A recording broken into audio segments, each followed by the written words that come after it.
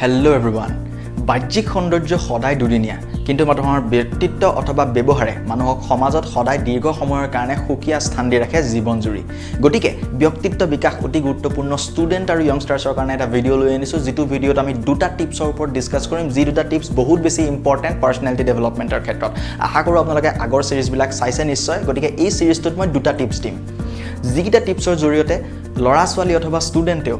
আগবাঢ়ি যাবত সহায় হ'ব কেৰিয়াৰৰ ক্ষেত্ৰত হক ৰিলেশনশিপত হক বিভিন্ন ধৰণৰ ইন্টাৰভিউটো এই বস্তুবিলাক বহুত ইম্পৰ্টেন্ট গতিকে এনেকুৱা এটা অসমীয়া কন্টেন্ট লৈ আহিছো লৰা ছোৱালীৰ কাৰণে অসমৰ লৰা ছোৱালীও যাতে ইয়াৰ জৰিয়তে নিজৰ ব্যক্তিত্ব বিকাশৰ জৰিয়তে কেৰিয়াৰ অথবা বিভিন্ন দিশত নিজকে আগুৱাই যোৱাত সহায় হক সেই কাৰণে ভিডিঅ'টো আনিছো গতিকে ভিডিঅ'টো দেৰি নকৰাকৈ আৰম্ভ কৰো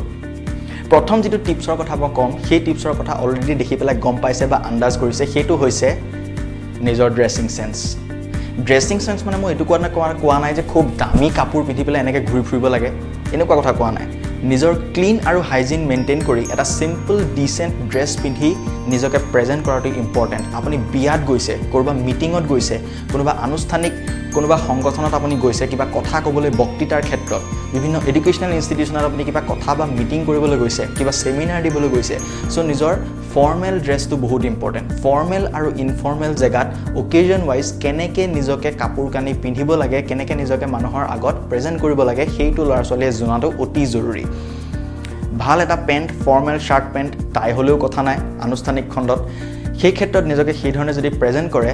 সকলোৱে জানে যে মানুহক আপোনাৰ লগত কথা পতাৰ আগতে আপোনাৰ নিজৰ ড্ৰেছটো মানুহৰ আগত সদায় নোটিস হয় গতিকে first impression is the last impression সকলোৱে কৈ থাকে গতিকে ফাৰ্স্ট ইমপ্ৰেছনটো যদি আপুনি ড্ৰেছৰ জৰিয়তে মানুহৰ আগত প্ৰেজেন্ট কৰে মানুহক এটা ইউনিকনেছ মানুহৰ আগত শ্ব' হয় তেতিয়া কি হয় মানুহৰ এটা ইমপ্ৰেছন পৰে তাৰ পিছত আহিলে বাকি আপোনাৰ কথা কোৱা গুৰুত্ববিলাক গতিকে প্ৰথম ড্ৰেছিং সেন্সৰ ওপৰত গুৰুত্ব দিয়ক এটা ক্লিন আৰু হাইজিন মেইনটেইন কৰি ড্ৰেছিং সেন্সটোৰ ওপৰত গুৰুত্ব দিলে বহুত সহায় হ'ব এটা ড্ৰেছিং সেন্সৰ ওপৰত গুৰুত্ব দিলো ধুনীয়াকৈ কাপোৰ কানি পিন্ধিলো এনেকৈ কাম হ'ব নেকি নহয় ড্ৰেছিং সেন্স কৰিলেই নহব কথা কোৱাৰ কৌশল জানিব লাগিব সেই কাৰণে পাৰ্সোনালিটিত সদায় যিকোনো ধৰণৰ কথা নকলেও যদি আপুনি ধুনীয়াকৈ কথাকিটা ক'ব নোৱাৰে নহয় বা পাব্লিক স্পিকিংত যদি বক্তৃতা এটা ভালকৈ দিব নোৱাৰে আপোনাৰ পাৰ্সোনালিটিত সদায় এই বস্তুটোৱে এটা প্ৰভাৱ পেলায় নিগেটিভলি তো ড্ৰেছিং সেন্সৰ ভিতৰত আৰু এটা ইম্পৰ্টেন্ট কৌশল বা স্কিল ইম্পৰ্টেন্ট সেইটো হৈছে কথা কোৱাৰ লগত hand movement মানে হৈছে body language is very essential মানুহে যিকোনো এটা কথা মানুহক বুজাওতে যদি hand movement এটা ৰাখে তেতিয়া কি হয় মানুহৰ এটা open body language মানুহৰ আগত showcase হয় open body language মানে গম পাইছে যে you are approachable to someone আপুনি যেতিয়া hand movement বিলাক properly এটা decent weight কথাটো বুজাওতে আপোনাৰ hand movement বিলাকৰ জৰিয়তে মানুহে বুজি পায় যে আপোনাৰ এটা open body language আছে আৰু মানুহে আপোনাৰ কথাত গুৰুত্ব দিব বা ইন্টাৰেষ্ট লয় এটা যদি মই কথাবিলাক এনেকা কওঁ হেল্ল' নমস্কাৰ মই আজি ব্যক্তিত্ব বিকাশৰ ওপৰত কেইটামান কথা কম সাবস্ক্ৰাইব কৰিব শেয়াৰ কৰিব ভাল লাগিলে বেলেগকো শেয়াৰ কৰি দিব হ'ব পাৰে মই কথাকেইটা একেকিটা কথাকে কৈছো কিন্তু একেকিটা কথাকে যদি মই দুৰ ধৰণে কওঁ তাৰ ভিতৰত মই যদি এক্সাইটেড ৱেট নকৰি পেলাই তেনেকৈ কথা কওঁ তেতিয়া মানুহৰ কি হয় ক্লোজ বডি লেংগুৱেজৰ জৰিয়তে কথাবিলাক যদি কওঁ তেতিয়া কি হ'ব কেতিয়াও মানুহে মোৰ কথাত গুৰুত্ব নিদিয়ে বা আপোনালোকেও এই কথাবিলাকত গুৰুত্ব নিদিয়ে যদি মই তেনেকৈ কথা কওঁ কাৰণ তেনেকৈ যদি নিজৰ ওপৰত আপুনি মানুহৰ আগত শ্ব' কৰে মানুহে এনেকুৱা ভাবে যে আপোনাৰ নিজৰে ইন্টাৰেষ্ট নাই টপিকটোৰ ওপৰত গতিকে সেইবিলাক ক্লোজ বডি লেংগুৱেজ ইগনোৰ কৰিব লাগে ওপেন বডি লেংগুৱেজ এটা ৰাখিব লাগে যাতে কথা কওঁতে ষ্টুডেণ্টে এটা হেণ্ড মুভমেণ্ট কৰক স্মল হেণ্ড মুভমেণ্ট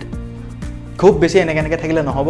এনেকৈ কথা ক'লে কি হ'ব মানুহৰ ওপৰত এটা ক্ৰিঞ্জ যেন ফিল হ'ব মানুহে বুজিব যে ই কিবা বলিয়া নিচিনা গতিকে সেই ধৰণে কথা ক'লে নহ'ব এটা ওপেন বডি লেংগুৱেজ মানে হৈছে এটা প্ৰপাৰ হেণ্ড মুভমেণ্ট বৰ বেছি নহয় বৰ কম নহয় কথা এটা কওঁতে হেণ্ড মুভমেণ্টৰ জৰিয়তে কথাটো বুজাব জানিব লাগিব তেতিয়া কি হয় মানুহে আপোনাৰ কথাত ইণ্টাৰেষ্ট ল'ব চ' সেইটো বহুত important because body language communication এইবিলাক এটা পাৰ্ট হয় ব্যক্তিত্ব বিকাশৰ ক্ষেত্ৰত যিকোনো জেগাত আপুনি কথা কওঁতে আপোনাৰ বডি লেংগুৱেজটো মানুহৰ আগত জিলিকি থাকিব গতিকে সেই ক্ষেত্ৰত যদি আপুনি হেতুৰ ওপৰত গুৰুত্ব নিদিয়ে অলপ সমস্যা হ'ব আৰু মানুহে আপোনাৰ কথাত গুৰুত্ব নল'ব নিজকে ইন্টাৰেষ্টিং শ্ব' কৰিবৰ কাৰণে এটা স্মাইল ৰাখিব লাগে খুব বেছি হাঁহি থাকিলে নহ'ব খুব বেছি হাঁহি থাকিলেও মানুহে বুজিব যে ইয়াৰ কিবা গণ্ডগোল আছে এটা স্মল এটা স্মাইল ৰাখিব লাগে জেনুইন স্মাইল এটা ৰাখিব লাগে কথা কওঁতে অলপ ইন্টাৰেষ্টিংলি কথা ক'ব লাগে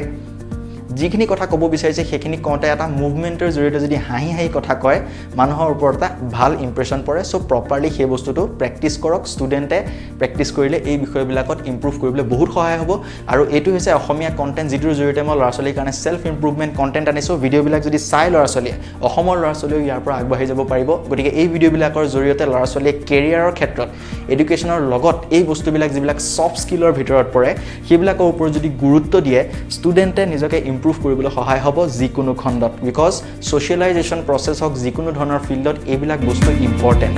নিজৰ ইম্প্ৰেশ্যন তোলাটো ইম্পৰ্টেণ্ট গতিকে ভিডিঅ'বিলাক চাই থাকক ল'ৰা ছোৱালীয়ে যদি এই ভিডিঅ'বিলাক চাইছে চ' ইয়াৰ পৰাই নিজকে ইম্প্ৰুভ কৰিবলৈ সহায় হ'ব ভিডিঅ'বিলাক যদি চাইছে ইমপ্লিমেণ্ট কৰিব ট্ৰাই কৰক ভিডিঅ'টোত মই ইমপ্লিমেণ্ট কৰিবৰ কাৰণে ভিডিঅ'টো বনাইছোঁ গতিকে চোৱাৰ লগত নিজকে ফাৰ্ষ্ট ষ্টেপ লওক কথা কোৱাৰ ক্ষেত্ৰত যিকোনো ধৰণৰ যিবিলাক টিপছ দিছোঁ সেইবিলাকৰ জৰিয়তে পাৰ্চনেলিটি বা ব্যক্তিত্ব বিকাশত আগবাঢ়ি যাওক এনেকুৱা ধৰণৰ ভিডিঅ' যদি চাই ভাল লাগে শ্বেয়াৰ কৰিব আৰু দৰকাৰ হ'লে ছাবস্ক্ৰাইব কৰিব যদি ভাল পায় থেংক ইউ